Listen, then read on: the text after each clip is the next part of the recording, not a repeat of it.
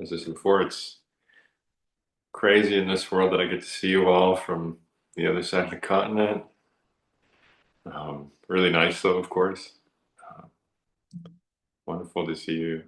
And yeah, as I mentioned, I'll talk about uh, thinking primarily today. Uh,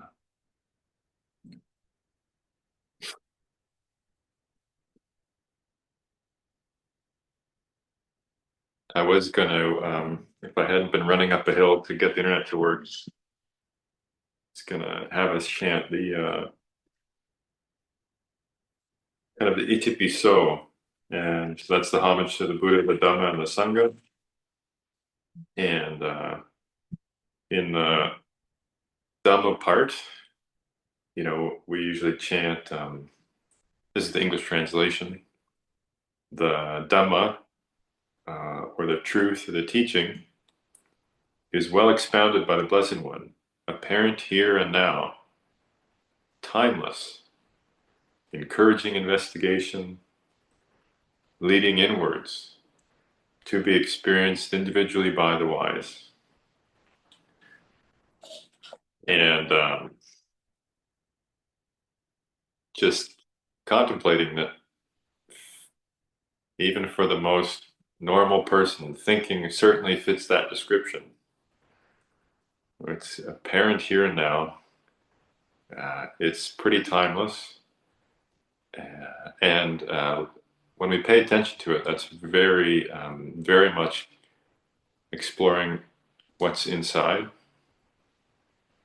And it's, of course, also, because of these reasons, I'm sure, it's the second fold in the Eightfold Path. And I think we probably all know what the Eightfold Path is, but as it's the Buddha's most excellent map for what we're doing, I find it's like very useful to review again and again. And that was what the Buddha encouraged, so that we would come back to themes again and again and again, so we can learn. Because learning is much more than just reading something, or even thinking about something once or twice. Sometimes it takes repeated, patient effort. Often it does. So, in the Eightfold Path, there's these 8 folds, and one of them is right thought or right thinking, or it's sometimes translated as right intention, but we still get the idea. Our thoughts are the expressions of our intention, let's say. They go almost hand in hand. And it's so important, I think, like all of the folds in the path are, because I was, if you think about it, the Eightfold Path is a term I've thought a lot about, because it's not very snazzy, I have to say. You don't sell a lot of books to the unconverted. I mean, not that we're trying to convert anyone, but you don't sell a lot of books with with a title like the Eightfold Path. It's okay in our day and age. But so I contemplated it, like, what does that mean by the fold? And I really like it because, let's see if I have a demonstration. Here's a tissue. It's like you fold things together. These two halves, which are not touching, are now touching. And then again, it's all touching itself. Each of these folds, there's 6, 7. Each of these folds now touches another fold, like it's all together. It's right up close. And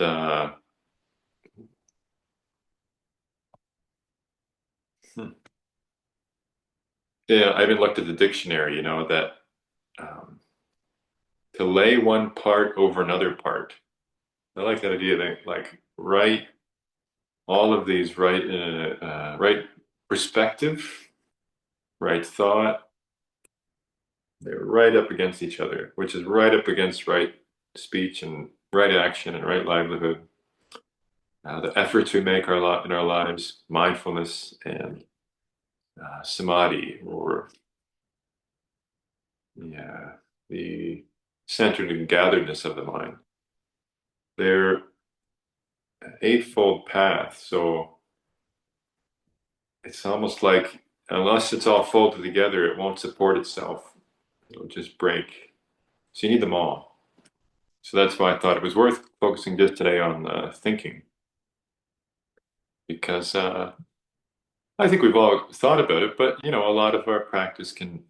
Oh, I'm kind of make sure I sit on the cushion, right? Kind of get on the cushion and get my form of practice in, and I've chanted, and oh yeah, be generous. Okay, I've done my generosity today, and trying to be kind, and yeah, and then this is just another aspect that forms this whole training.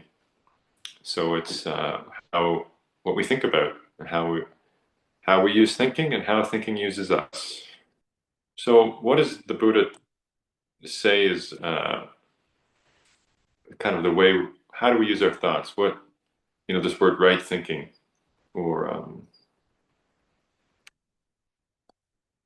thinking that's in tune with what's helpful, with the truth. And of course, what comes down to us in the teachings is, the Buddha had his list. So there's three aspects that is often cited. And those three aspects are the thoughts of non-greed, thoughts of non-aversion, and thoughts of non-cruelty. Now, there's another way it's phrased sometimes is thoughts of renunciation, or sorry, thoughts of, renunciation, thoughts of non-ill will, and thoughts of non-cruelty. But, these are words. And I personally, well, at the moment at least, it seems that thinking about it in terms of selfish greed, non-selfish desire. That's the first one. Non-greed or non-selfish desire. The second one being non-aversion, and the third one, non-cruelty. So, again, as in the usual style of a teaching that's oral, sometimes it doesn't strike us as so amazing. Say, okay, well, that's a lot of nons, but what am I supposed to do? And the great thing is, because sometimes it can feel like the Buddha is giving us a lot to do and a lot of rules. Don't do this and do that. But if you look at the implications of this, it's kind of like anything that isn't those three things, you're good, right? Non-selfish desire, non-greed, non-aversion, and non-cruelty. So there's a huge plethora of ways to use your mind, things you could be thinking about, ways you could be thinking. But again, you can make it a little simpler too in terms, okay, so if those are the kind of examples of what we're not shooting for, what would be the things that are good, that would be samma thinking, kind of right and harmonious and in tune. So we have thoughts of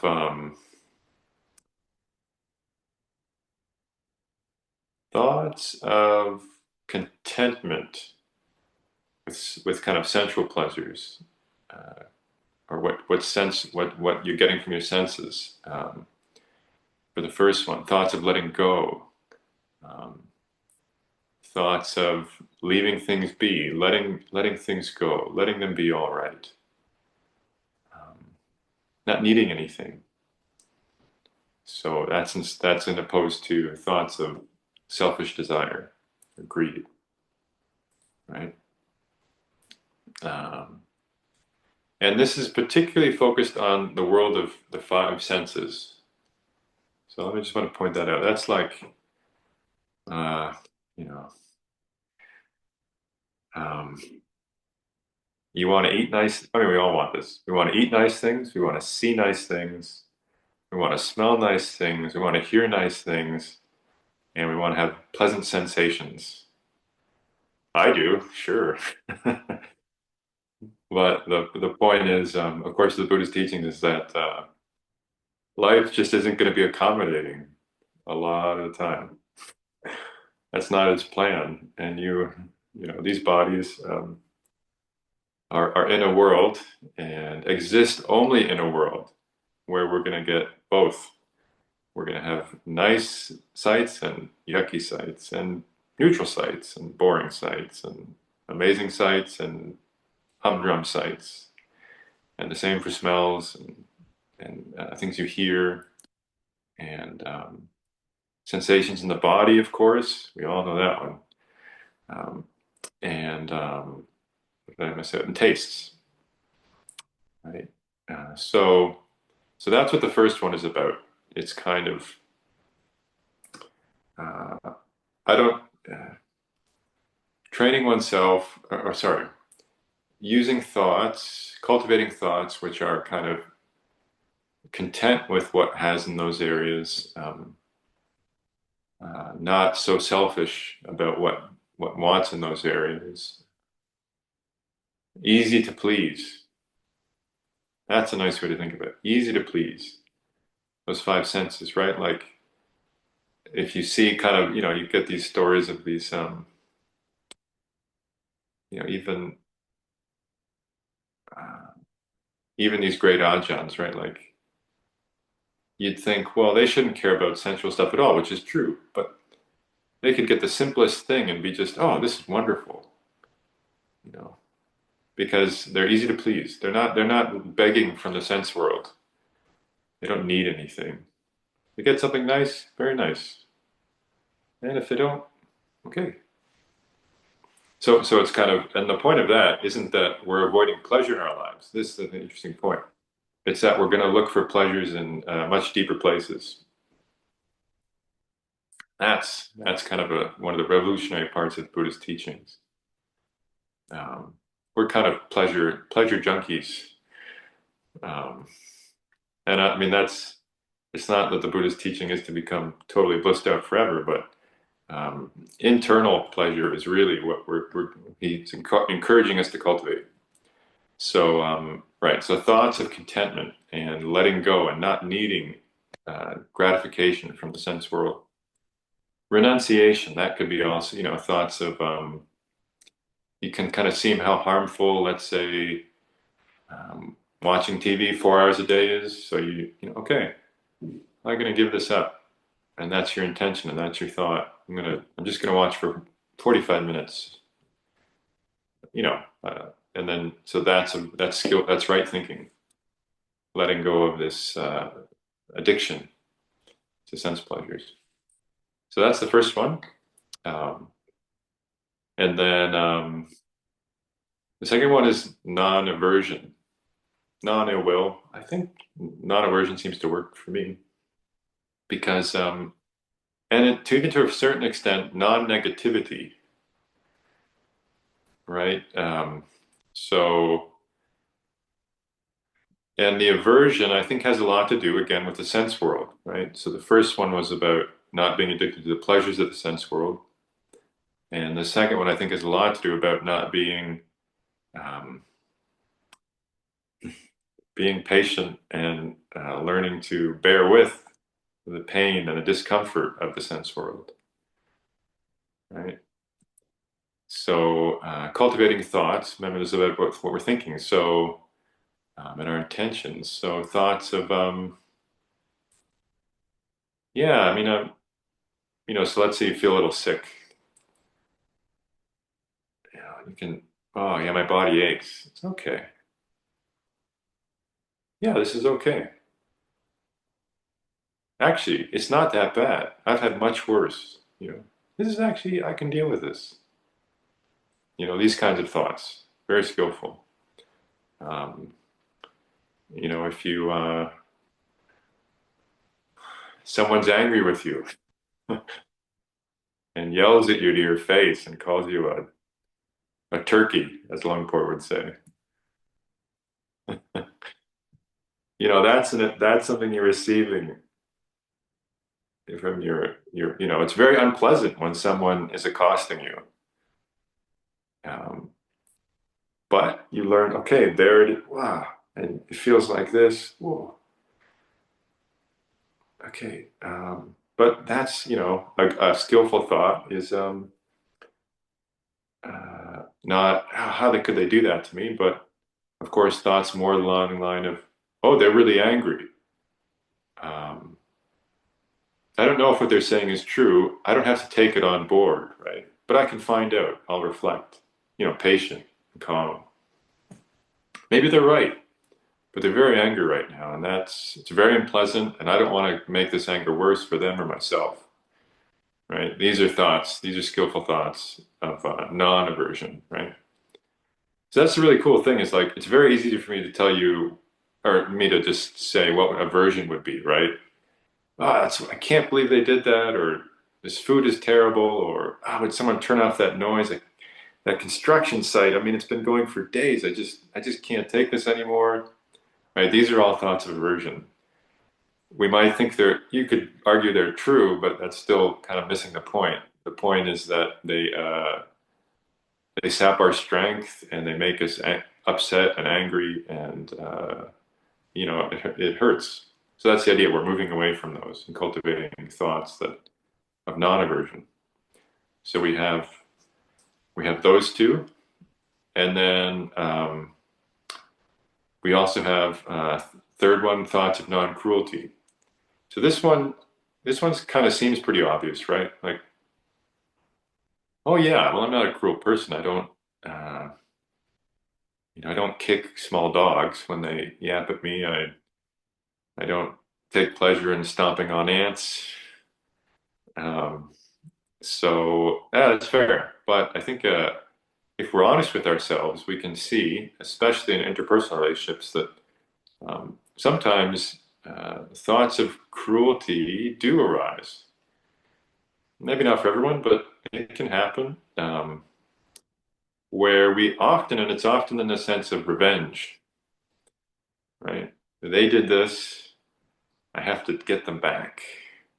They're not getting away with this, right? There can often be an edge there of cruelty, of basically wanting someone to hurt, right? Um, in a malicious way. Um, so I think it can also come in terms of relations with wider communities. So, uh, this can be you can even watch a bit if you're reading the news. You can see how the mind might, that they should be punished. They deserve that, you know. And obviously, the sense of justice is totally right. So wanting a just world and having a sense of justice, but um, still, it's like wanting to hurt someone is wanting to hurt someone. It's it's you can feel it and you can see it. It's a poison, right? Like the Buddha says. I think it's in the Dhammapada. Uh, the arrow of anger with its honeyed tip, right? Anger feels so sweet just at the point of it, but as soon as you go any deeper than the point, it's just terrible, right? When you let that stuff out, oh, crud, what have I done? Um, So that's the kind of cruelty. It's especially related to other beings, kind of a sense of wanting to harm, moving out, wanting to harm someone. And so the kind of that's kind of unright thought, what I've described. So then right thought is everything connected with the wholesome that isn't those things. So that's a huge, and that's one of the kind of really cool parts about it is you get to find out what that might be. So so it just occurred to me not to like sometimes uh, you might see someone doing something and you can't stop them. Something really immature, or let's say a child or something, and you can have thought, oh well, you know, they'll get hurt and they'll learn, and like that's not necessarily a cruel thought. It's just an accepting thought, right? Like you don't want them to get hurt, but you also realize that that's part of life a bit, right? Is that people are sometimes silly, and especially as we grow up and encounter new situations, we can do silly things. Um, so I guess I'm trying to point out that it's not a view that we must protect people from. Uh, no one should be hurt. Everyone should be safe and kind of always okay all the time, and have to make that happen. That's not necessarily the opposite of non-cruelty, right? Uh, wisdom can see that. Let me put it. Yeah, wisdom is wise. It knows some pains are just part of life, and it's not that we wish them on people, but we also, uh, it's not saying we need to kind of freak out about them. We're learning about how life is. We're being practical. So I'm kind of working back from cruelty. So that's cruelty thoughts, of course. And what's the direct opposite of cruelty is compassion.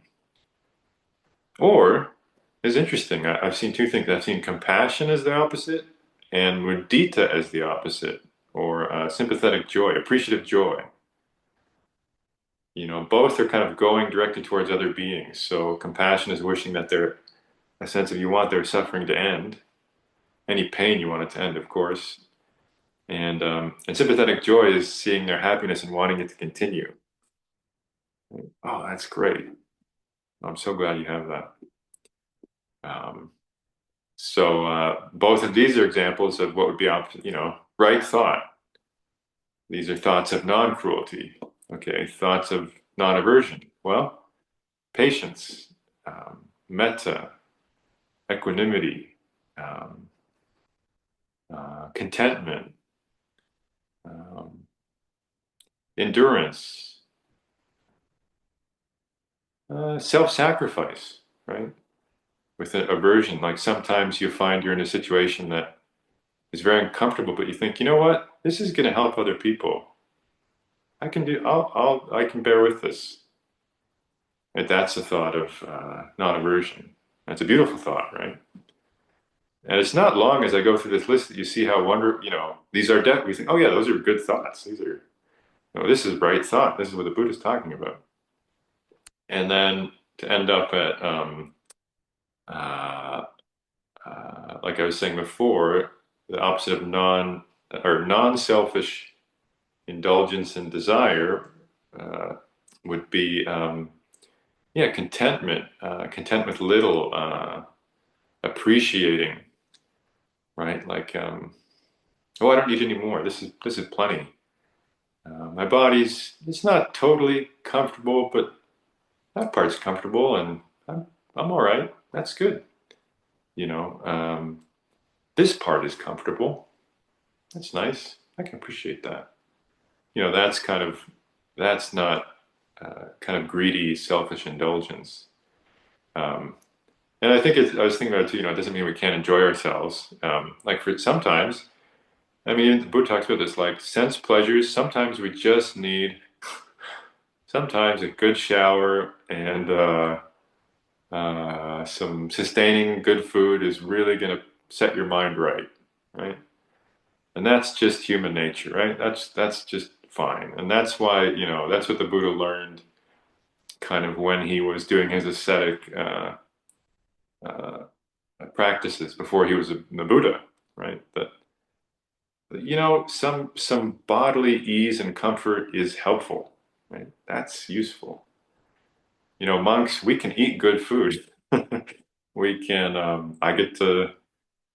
If my body smells bad, I can take a shower. I don't have to sit there thinking bodies are so smelly, they're disgusting. This is the truth of the Buddha's teaching. It's like, well, bodies do get smelly, but doesn't mean you have to exacerbate the issue.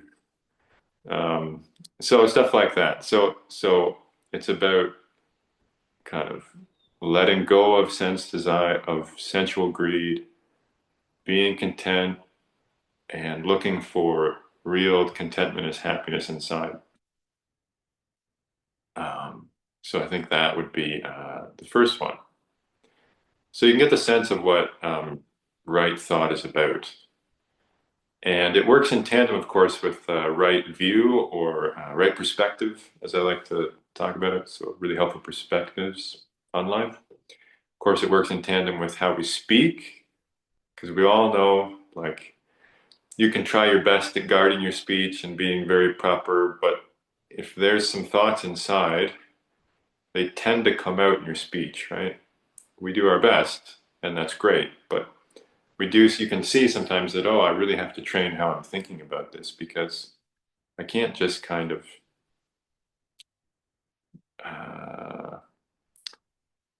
the thoughts eventually will express themselves in speech and action, right? And at the it's kind of, that's when you've got thoughts that are not so wholesome inside that you're restraining, and that can be a unfortunate relationship, right? Where things come out, we don't want them to, but we've been thinking that way and it happens.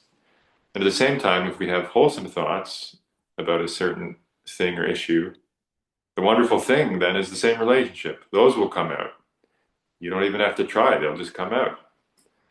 And that's great. So you can see how important it is then to cultivate your thinking, because that's going to be the driver of a lot of your actions in the world. Speech, action, livelihood, right? Those are the next three folds in the path. And then all the way into right effort, what kind of effort we're making in our own life, and in terms of cultivating wholesome things and lessening unwholesome things in our minds and hearts. And then, of course, right mindfulness. Right mindfulness and right thinking go so close together. Because one thing I've noticed is if your thoughts are kind of in the pits, your mindfulness tends to want to run for the hills, right? It's unpleasant. Unwholesome thinking is unpleasant, and you tend to want to get away. And if it's pleasant, right, if it's sensual desire, who wants mindfulness anyway? I just want that thing I'm obsessing about. Forget the mindfulness. I don't want to maintain any perspective on this. I just want to dive in. So you can see right thought even supports right mindfulness, and of course, sama samadhi, the kind of collectedness of the mind, kind of meditative abilities. How many times have we sat down to meditate, and the mind is just going on and on about this or that, not very skillful. And we think, oh, I can't meditate. And we try this and that, and then we get up, and we can bring patience to that meditation, and that's great. But we can also skillfully recognize that, you know what? Those thoughts really sabotage that meditation. They can do that. That thing that happened, it's really sabotaging that aversion about that issue, just won't give me any peace. Oh, okay, I really have to work with that. I have to work with that thought process if I want to, because it's going to come up again. Oh yeah, okay. So it's interesting. And then So then you know you need to work with it. Sometimes you might recognize you need a lot of mindfulness. So of course, back to the cushion, cultivating mindfulness or the walking path. But you just see that the way we think is so intrinsic, what we think about, to all the other aspects of this whole cultivation path. So kind of that's the stage of right thought. And then just some reflections. I mean, uh, that's the one part of the fun of this is I just get to say really obvious things. And we all go, oh yeah, yeah, I know that, because we've all experienced them. And then, okay, so what this reminded me of is one time the Buddha teaches the monks that we have the record of the how to remove and kind of remove distracting thoughts. Um, especially basically unwholesome thoughts. How do we deal with them? And he gives this kind of 5 ways. And for me, I think I actually remember coming across this sutta when I was younger, and almost when I first read it, and I saw the title and I thought, okay, here we go. This is it. The Buddha himself is going to tell me how to get rid, how to overcome these thoughts. This is the moment I've been waiting for. And I think it delivered, of course, the sutta, but in a way it's kind of like, oh, it's very everyday in a way. So there's 5 things. So the first one, and let's get my notes here. Okay, the first one is, and I'm going to paraphrase this because the Pali can actually confuse a bit sometimes because it was chanted in a different language. So I'm just giving the brief summary here. Is that sometimes some like unwholesome thoughts can come into your mind.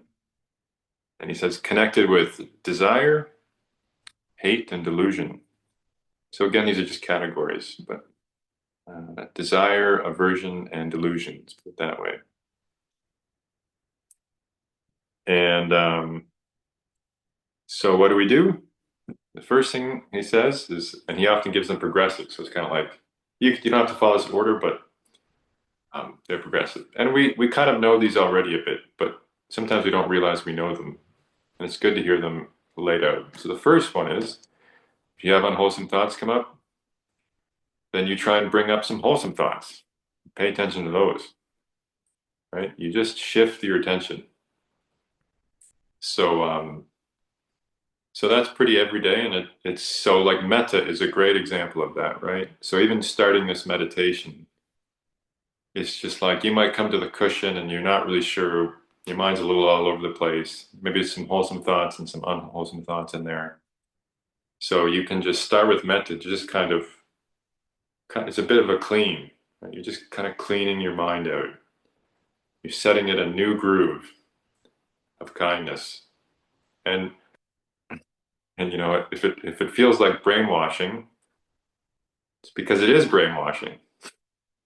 You are trying to brainwash yourself away from the constant criticism and negativity that we've been brainwashed into already, right? To something, you're trying to wash that brain out and get it onto something much more wholesome and actually, in a way, if balanced with other factors, much more clear and realistic about your life. So metta is a great way to do that. You can even just do it for yourself and just go over and over and over. And that can really open up some space in the mind and switch gears. So that's the first one. That's just an example. So we've got paying attention to something wholesome, bringing up wholesome thoughts. The second one, oh, sorry, and I do want to say too, just before I go to the second one, now thoughts is a bit broader than maybe just like, I went to the store. thoughts can be, I think they can include memories, right? And perceptions, or you can use them along with this process. So, um, let's say you're like with this one, you can pay attention. You can, okay, I'm in the pits.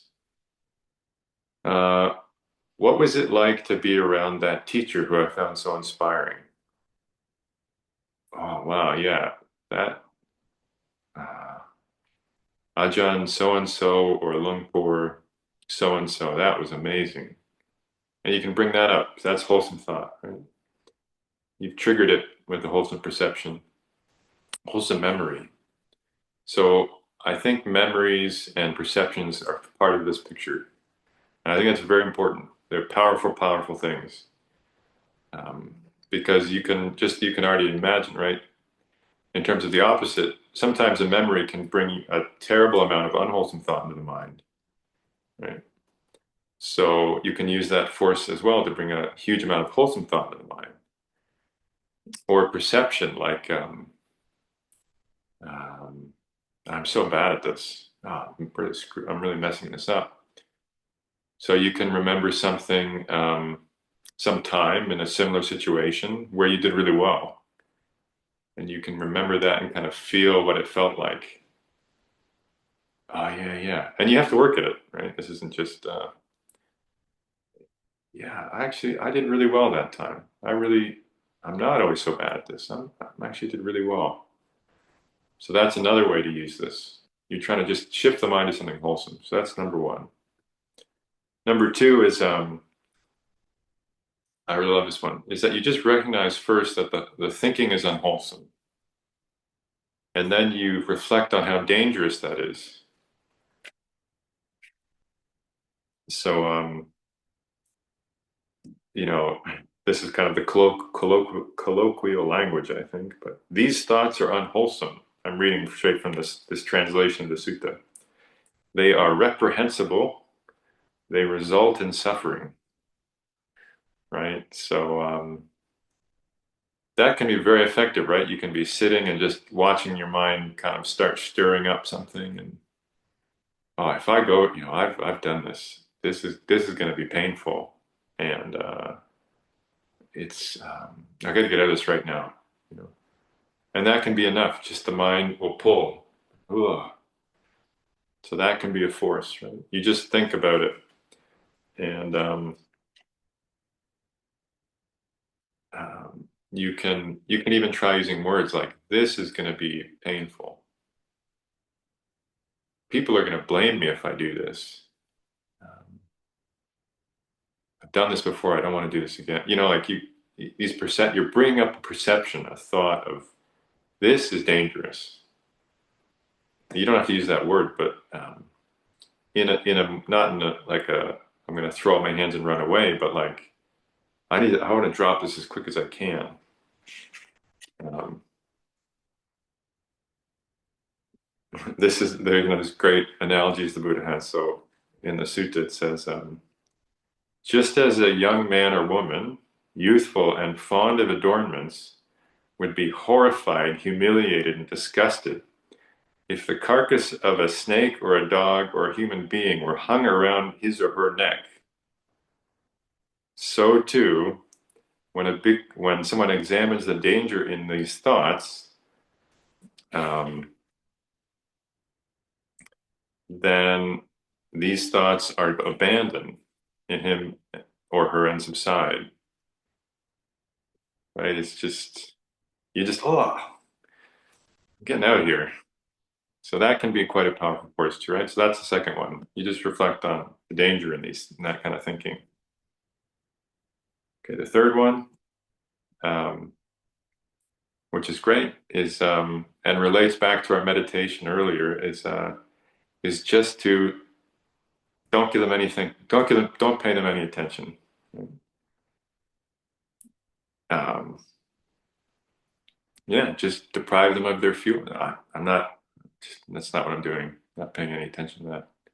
So this is actually something we use in meditation all the time, right? Thoughts come in, and oh, you got to do this and this, and this is important. Oh, okay, whatever. back to the breath, right? This is not important. And it's a really wonderful thing that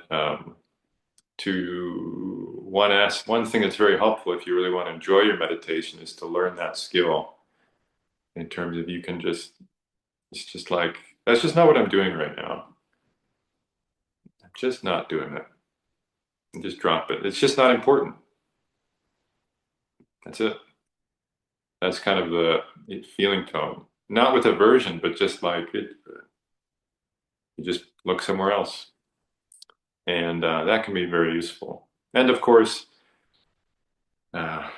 also, not necessarily on the cushion, but in life, if something comes up and you just, like maybe, sometimes you have these thoughts of, there can be a little paranoid of, they said this and that, and maybe that means this and that and this and that and that. And you can just realize, you know what? It's just, I'm not paying attention to that. This is not something worth focusing on. You just focus on something else. Okay, so that's 3. The 4th is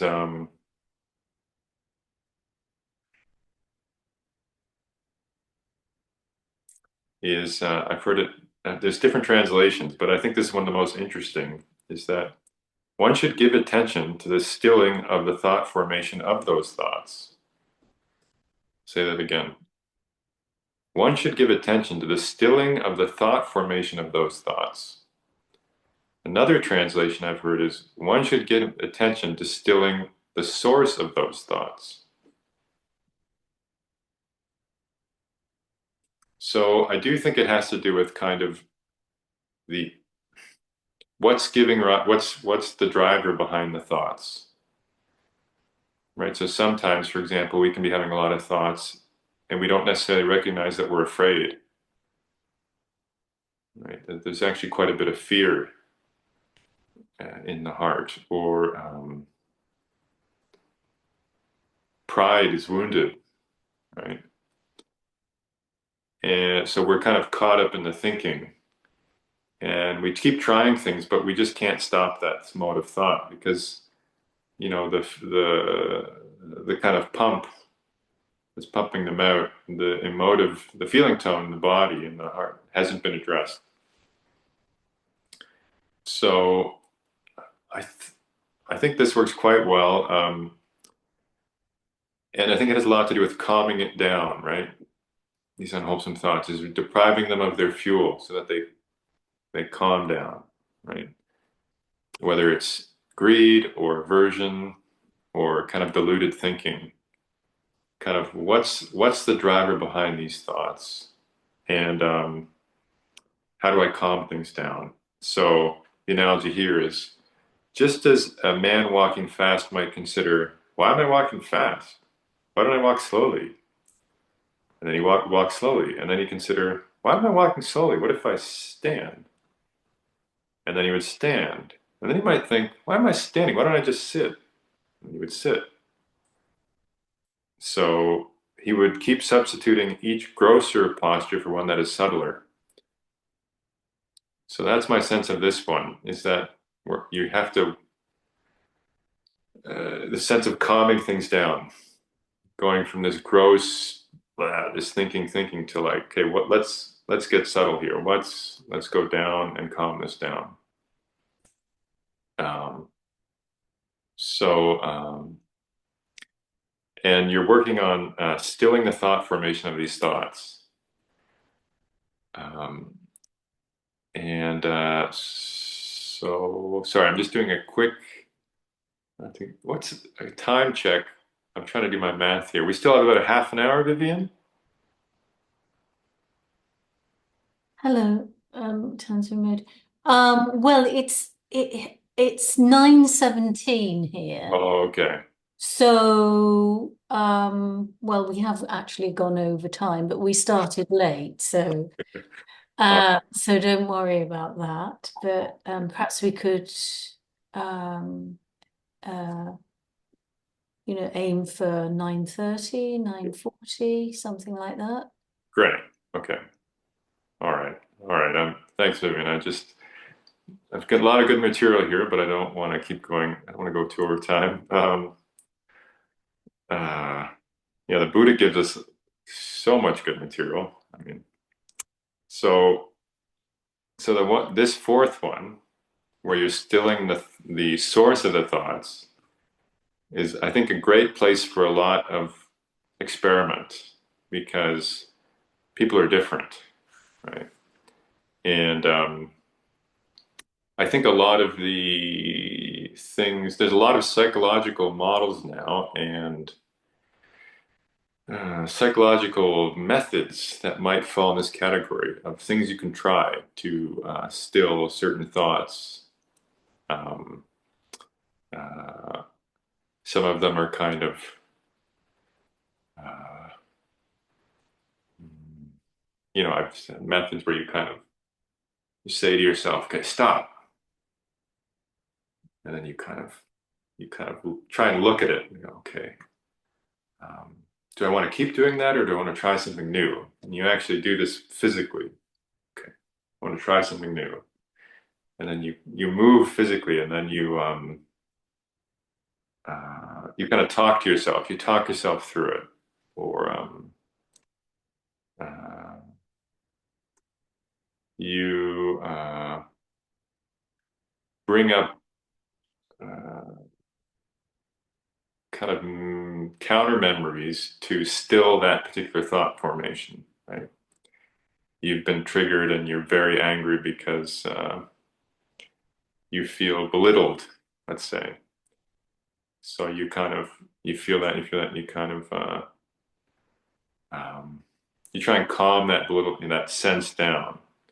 Um, you could be giving yourself a pep talk, right? Like, yes, I know they said that, but you've done this and this. Like, just remember those good things, right? Like, okay, you know. So I think there's a lot of room in this one for dealing with that underlying comic push, these emotional pushes you get, triggers. Um, and there's this great story that in one of Ajahn Jayasara's most recent yellow notes, I don't know if anyone reads those, but he gives out little tidbits of wisdom. And the story about he met a young goat herd, a herder of goats, a young boy. And this is, I guess, a real story. And he asked him if it was a difficult job, and the boy said, "No, it's not so bad. You just say her if you yell, her if you want them to uh, move forward, and like yip yip if you want them to come back to you." And the boy said, "I have no idea how it works, but the goats understand it, so I do it."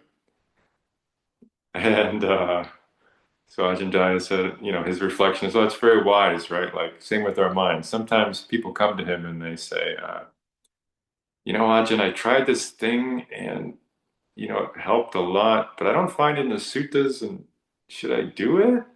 I just kind of came up with it."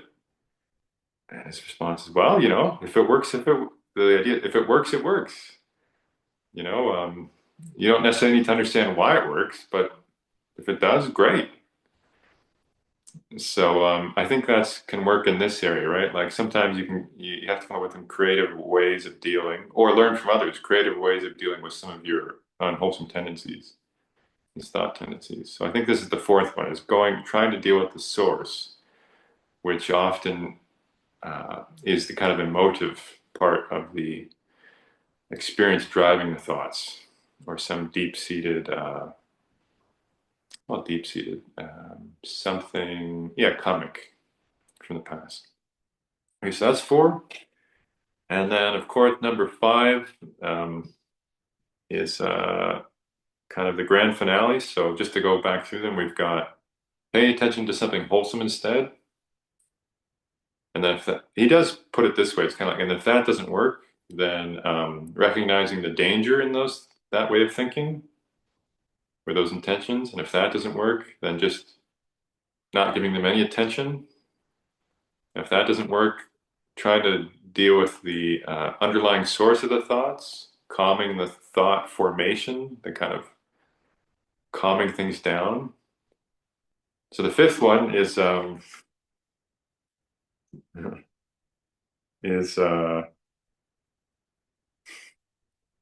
with his teeth clenched and one's tongue pressed against the roof of one's mouth, one should beat down, constrain, and crush mind with mind. All right. So this is a picture. It's a analogy, I guess. But yeah, the idea is you just you bear down on it, right? Now, I think at first you might go, did the Buddha really teach that? But then if you think about your life and you're honest with yourself, you will realize that you have done this before. Right? Most of us have probably done this before. Let's say you're about to have a complete panic attack, right? But the situation requires that you need to be calm and stable. Maybe you're a parent or you're in a job, right? You have probably experimented with this skill where you just give yourself an ultimatum. No, like, no, you cannot do that right now. This is what you need to do. This is what's happening, right? You just crush it, right? You overpower it. And sometimes it's what we need to do, right? And it's can be very wholesome, especially if the thing that's coming up is very unwholesome, right? Or you're so angry with someone, you just want to, you know, you just want to, you don't even know what you want to do, and you're this close, and you just some voice in you says, "No, I am." You know, you have to contain it. The anger is so red hot, but you just hold it in. You feel sick to your stomach, and you just hold it, right? And you get out, you go away from that situation, and you go punch a wall or something. You're not a danger to anyone anymore. But this is the kinds of things that give me so much honest. This is what convinces me the Buddha was a Buddha in some respect because he's realistic. This stuff happens sometimes, and sometimes you have to do what you got to do. And remember, this is all against unwholesome things in oneself. This is not hurting anyone else. And I think it's just worth saying that one advantage of this, of course, you don't act on these very poor impulses or thoughts. But I think the second one is the Buddha is not saying that you're not necessarily going to feel like you need to blow off steam later, right? If you suppress something, it's generally temporary, right? He's not necessarily saying that you're not going to have to deal with that emotional feeling later, right? Either the greed or the hatred. It's just you're in a situation where it's got to stop. So you do it. Once you're out of the situation, of course, you might have to process that, right? And feel it, right? And give it it might have to come up again, right? So I just thought it's a nice thing to say, like, this is definitely in line with psychological principles today. But I think the Buddha is just saying that, like, yeah, sometimes there are unwholesome thoughts in your mind that are so dangerous, and you recognize that this is your option when all else has failed. And yeah, and then for sure, if you suppress something, generally you're going to have to deal with it. You know, you have to experience it.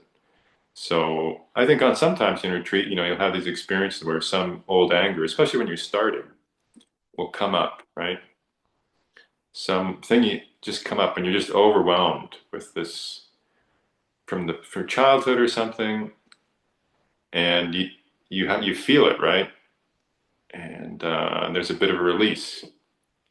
So those might have been things that at the time. Now it could have been unskillful the way we crushed it when we were younger, but sometimes it's, I think, although probably not as they probably don't come up in the same way, but sometimes it's very thought through, like this. We're using this very wholesomely, right? Where you've kept something at bay for a while, and then when the coast clears, then you kind of have to, you can't crush it anymore. You have to deal with it in a more skillful way, calm way.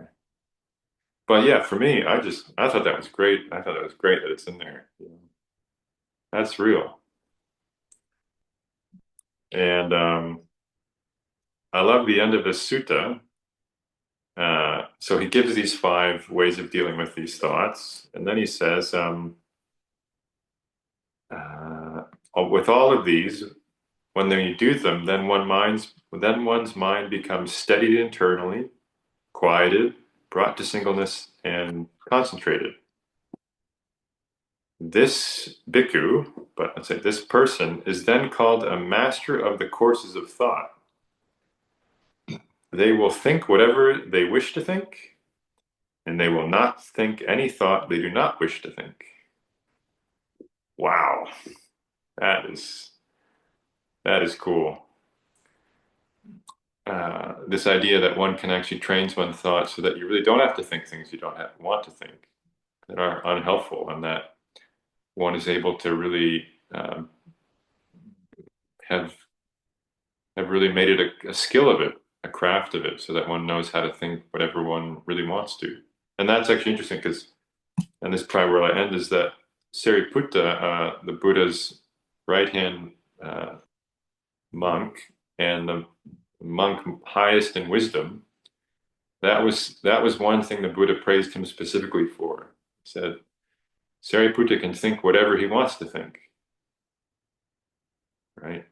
It's a little longer than that, but just like that is one quality that he exemplified, being the wisest of the bhikkhus next to the Buddha himself, is that whatever he wanted to think, he could direct his mind that way. And if he didn't want to think something, he wouldn't think it.